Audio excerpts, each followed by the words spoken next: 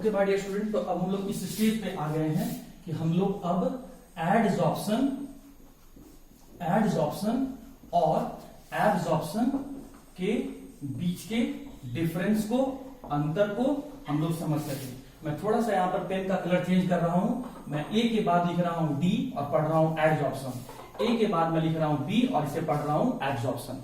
अब देखिए, अगर मैं बात कर रहा हूं एडजॉर्प्शन का, तो एडजॉर्प्शन में लिक्विड और गैस के मॉलिक्यूल कहां पर आके जमा होते हैं? सरफेस पर। तो कहा गया कि एडजॉर्प्शन जो है ये सरफेस पर होने वाला प्रोसेस है।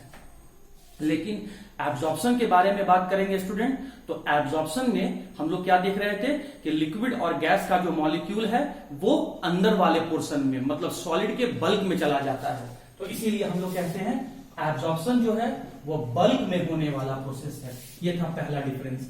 दूसरा डिफरेंस, इसमें क्या बोला गया कि जो लिक्विड या गैस के मॉलिक्यूल का जो मात्रा है, कंसंट्रेशन है, कंसंट्रेशन इज मोर। कहां मात्रा ज्यादा देखने को मिलता है? सरफेस में। सरफेस पर हो रहा है तो सरफेस पर ही मात्रा ज्यादा होगा, अमाउंट ज्यादा होगा, कंसंट्रेशन ज्यादा होगा। तो concentration of substance is more on the surface as compare to the bulk. मैं काम की बातें लिख रहा हूं, नोट्स में आपको डिटेल से मैं लिख के दे दिया हूं। जितना जरूरत है मैं उतना ही कीवर्ड को मैं सिर्फ यहां पर लिख रहा हूं। तो एडजॉर्प्शन सिर्फ सरफेस पर होता है, एडजॉर्प्शन सिर्फ सरफेस पर होता है, इसीलिए सब्सटेंस का मात्रा सरफेस पर ज्यादा होता है। इसमें हमें क्या देखने को मिला कि लिक्विड और गैस के मॉलिक्यूल कहां चले गए? बल्क में चले गए। तो हम कह सकते हैं यहां पर सब्सटेंस का मात्रा कहां ज्यादा होता है? बल्क में ज्यादा होता है, बल्क में। लेकिन हम लोग कह सकते हैं अच्छा बल्क में हर जगह सेम होता है, बल्क में हर जगह सेम होता है। यहां पर क्या होगा स्टूडेंट, ध्यान दीजिए कि ये वाला पोर्शन क्या है? ये वाला पोर्शन आपका सरफेस है। तो देखिए यहां जमा हुआ, यहां जमा हुआ, थोड़ा यहां जमा हुआ, लेकिन नीचे वाले पोर्शन में नहीं जा सका। तो आप यहां पर क्या देख रहे हैं कि सरफेस पर कंसंट्रेशन आपका यहां पर ज्यादा दिख रहा है as compare to the bulk. लेकिन अगर आप बात करेंगे एब्जॉर्प्शन में, तो एब्जॉर्प्शन में क्या होता है? लिक्विड और गैस का मॉलिक्यूल बल्क में चला जाता है और बल्क में हर जगह चला जाता है, बल्क में हर जगह चला जाता है। तो हर जगह हमें मात्रा बराबर दिख रहा है। तो इसीलिए हम लोग कहेंगे कि एब्जॉर्प्शन में लिक्विड या फिर गैस का अमाउंट और कंसंट्रेशन हर जगह सेम रहता है, same through out the material. देखो इस डायग्राम से समझो, कंफ्यूज नहीं होना है। मैं मानता हूं कि यहां पर एडजॉर्प्शन में गैस और लिक्विड का मॉलिक्यूल सरफेस पर आके जमा होता है, लेकिन देखो इस अपर सरफेस पर जमा हुआ, इस राइट वाले सरफेस पर कुछ जमा हुआ, इस लेफ्ट वाले सरफेस पर कुछ जमा हुआ, और इक्का दुक्का कोई लिक्विड का मॉलिक्यूल था जो बॉटम वाले सरफेस पर जाके जमा हुआ। सरफेस पर तो जाके जमा हुआ, लेकिन क्या हर सरफेस पर सेम है? नहीं, हर सरफेस पर सेम नहीं है। ऊपर वाले सरफेस पर ज्यादा है, नीचे वाले सरफेस पर कम है। लेकिन यहां सरफेस का कंपैरिजन नहीं करना है, यहां कंपैरिजन करना है सरफेस का बल्क के साथ, बाहर वाले एरिया का अंदर वाले एरिया के साथ। तो एडजॉर्प्शन में आपको क्या देखने को मिल रहा है कि सरफेस पर कंसंट्रेशन ज्यादा है और बल्क में कंसंट्रेशन कम है। इसमें क्या देखने को मिला कि लिक्विड और गैस का मॉलिक्यूल कहां चला गया? अंदर वाले एरिया में, बल्क में गया, और बल्क में हमें हर जगह लिक्विड का या फिर गैस का अमाउंट, कंसंट्रेशन सेम दिख रहा है। तो इसीलिए हम लोग कहते हैं कि अगर एब्जॉर्प्शन हुआ है, अगर लिक्विड और गैस का मॉलिक्यूल सॉलिड के बल्क में गया है, तो वो बल्क के हर रीजन में, अंदर वाले हर पोर्शन में एक समान ही आपको देखने को मिलेगा। एग्जाम्पल कंसिडर करो बच्चे रसगुल्ले का।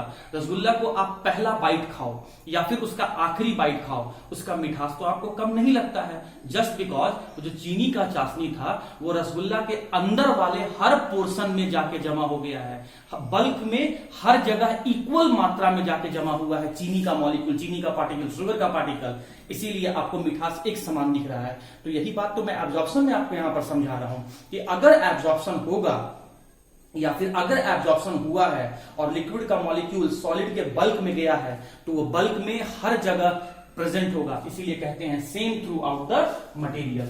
अब सुनिए ध्यान से थर्ड डिफरेंस इसके बीच में।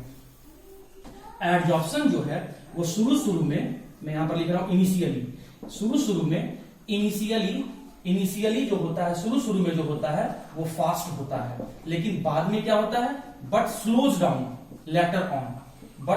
डाउन लेटर ऑन, आफ्टरवर्ड्स या लेटर ऑन। Later on. शुरू शुरू में एडजॉर्प्शन फास्ट होता है, बाद में जैसे जैसे समय बीतते जाता है एडजॉर्प्शन का प्रोसेस स्लो होते जाता है। ऐसा क्यों होता है मैं इस बात को अभी तुरंत एक्सप्लेन करूंगा, लेकिन अभी डिफरेंस के हिसाब से समझ लो कि एडजॉर्प्शन का प्रोसेस के होने का जो स्पीड है, मतलब लिक्विड या गैस मॉलिक्यूल का सॉलिड के सरफेस पर आके चिपकने का जो स्पीड है शुरू शुरू में तेज होगा, लेकिन जैसे जैसे समय बीतते चला जाएगा वो लिक्विड और गैस मॉलिक्यूल का सॉलिड के सरफेस पर आके चिपकने का जो स्पीड होगा वो कम होते चला जाएगा।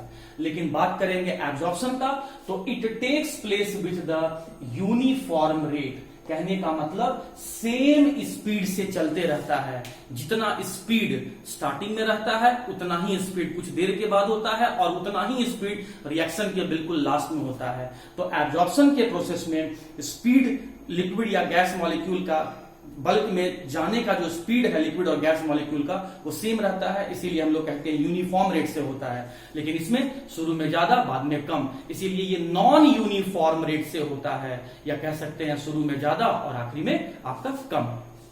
उसके बाद स्टूडेंट पॉइंट नंबर अगर हम 4 पे बात करेंगे तो ये टेम्परेचर पर डिपेंड होगा, ये टेम्परेचर डिपेंडेंट होगा, ये टेम्परेचर डिपेंडेंट होता है। लेकिन माय डियर स्टूडेंट ये टेम्परेचर डिपेंडेंट नहीं होता है, ये टेम्परेचर डिपेंडेंट नहीं होता है, टेम्परेचर पर डिपेंड नहीं करता है। और अगर 5th पॉइंट में बात करेंगे तो ये एक्सोथर्मिक प्रोसेस है, एक्सोथर्मिक प्रोसेस है। लेकिन अगर हम इसके बारे में बात करेंगे तो एब्जॉर्प्शन जो है वो आपका एंडोथर्मिक प्रोसेस है। इसका मतलब क्या होगा? इसका मतलब हुआ कि जब एब्जॉर्प्शन होगा तो वहां एनर्जी रिलीज होता है, एनर्जी बाहर चला जाता है। लेकिन जहां एब्जॉर्प्शन होगा वहां एनर्जी अंदर जाता है, एनर्जी एब्जॉर्ब होता है। मैं फिर से बोल रहा हूं, एब्जॉर्प्शन एक्सोथर्मिक प्रोसेस है, मतलब यहां से हीट एनर्जी रिलीज होता है, हीट एनर्जी रिएक्शन से बाहर जाता है। एब्जॉर्प्शन एंडोथर्मिक प्रोसेस है, मतलब यहां हीट एनर्जी एब्जॉर्ब होता है, यहां हीट एनर्जी आपको लगाना पड़ेगा, हीट एनर्जी यहां आपको लगाना पड़ेगा, यहां हीट एनर्जी आपको मिलेगा, हीट यहां रिलीज होगा, हीट यहां एब्जॉर्ब होगा। तो उम्मीद करता हूं स्टूडेंट कि एब्जॉर्प्शन और एब्जॉर्प्शन का आपको डिफरेंस समझ में आ गया होगा। और अगर जोड़ना चाहते हैं तो 6 डिफरेंस में आप क्या जोड़ेंगे? मैं ऊपर लिख देता हूं।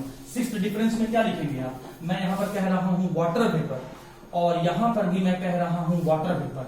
अब बताओ कि सॉलिड में क्या ले लूं, एब्जॉर्बेंट के रूप में क्या ले लूं कि वो एब्जॉर्प्शन का एग्जांपल हो जाए। तो H2 vapour on silica gel अगर बोला जाए तो ये एब्जॉर्प्शन का एग्जांपल है। और H2 vapour water vapour, H2O vapour water vapour को जब एनहाइड्रस कैल्शियम क्लोराइड के साथ अगर लिख दिया जाए तो ये आपका एब्जॉर्प्शन का एग्जांपल है, एब्जॉर्प्शन का एग्जांपल है। तो उम्मीद करता हूं कि एब्जॉर्प्शन और एब्जॉर्प्शन के बीच में आपको जो डिफरेंस है ये पॉइंट आपको समझ में आ गया होगा।